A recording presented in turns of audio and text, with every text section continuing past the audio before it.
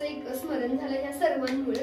इतकी छान मुलं घडलेत की फक्त आपल्या मॅडममुळेच घडलेत. आणि या मॅडमचं तर माझ्या आयुष्यातलं सांगायचं झालं तर 3 वर्षापासून मी माझं संगीत क्षेत्रात जे काही मला मार्गदर्शन मिळाले, जे काही मला मिळालं ज्ञान, ते मॅडमकडून मिळालं. गुरु आपल्या आयुष्यामध्ये असणं फार महत्वाचं आहे. म्हणजे अगदी संत होऊन गेले, नामदेव महाराज मोठे संत होऊन गेले, देवाचे खूप चांगले लढीवाळ भक्त. अगदी नामदेवरायांच्या हातून देव जेवला, एवढं मोठं त्या नामदेवरायांचं भक्तीचं सामर्थ्य होतं. पण ते नामदेवराय फक्त आयुष्यामध्ये जर गुरु नव्हते तर ते त्यांचं ते जे सगळं देवाची केलेली भक्ती किंवा त्यांच्याकडे असलेलं ज्ञान हे ज्ञानापुरतं नव्हतं, तर ते अज्ञान होतं, फक्त आयुष्यात गुरु नव्हते म्हणून. आणि मग त्यांना विसोबा केसरसारख्या एका ब्राह्मणाच्या हातून त्यांना ज्ञानग्रहण करण्याची त्यांना हे मिळाली. आणि विसोबा केसर त्यांचे गुरु झाले तेव्हा त्यांना ज्ञानी म्हणून ओळखलं गेलं किंवा त्यांची भक्ती पूर्णत्वाला मिळाली. म्हणजे आपण आयुष्यामध्ये जे काही करत असतो त्या करण्यामागं जर गुरुचा हात असेल तर ते पूर्णत्वाला जाण्यासाठी योग्यतेच असतं.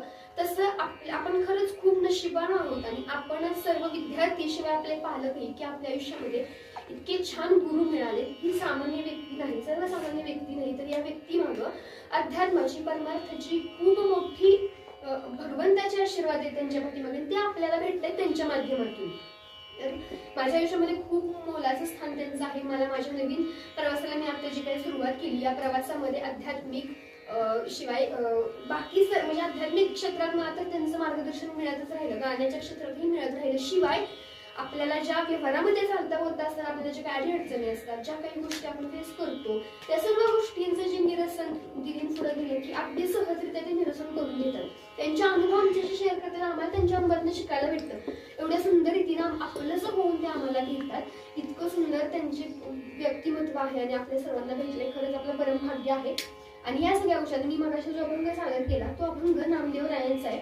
आणि त्यांनी जे कोणी भक्त आहेत, जे कोणी भाविक भक्त भगवंताची सेवा करतात, तर या भक्तांसाठी काय मागायचं म्हणून नामदेवरायांनी देवाकडे मागितले, मागणी केली. खरं तर ते त्याच व्यक्तीनं मागावं ज्या व्यक्तीचा अधिकार आहे मागण्याचा, भक्तीच्या सामर्थ्यावर त्यांना तो अधिकार मिळालेला असतो. आणि त्यांनीच देवाकडे मागितले, अकल्प आयुष्य व्हावे तयापुरा माझ्या सकळ हरीच्या दासा.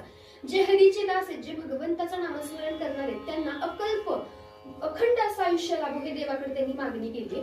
शिवाय त्यांना कुठल्याही अहंकाराची बाधा नाही झाली पाहिजे.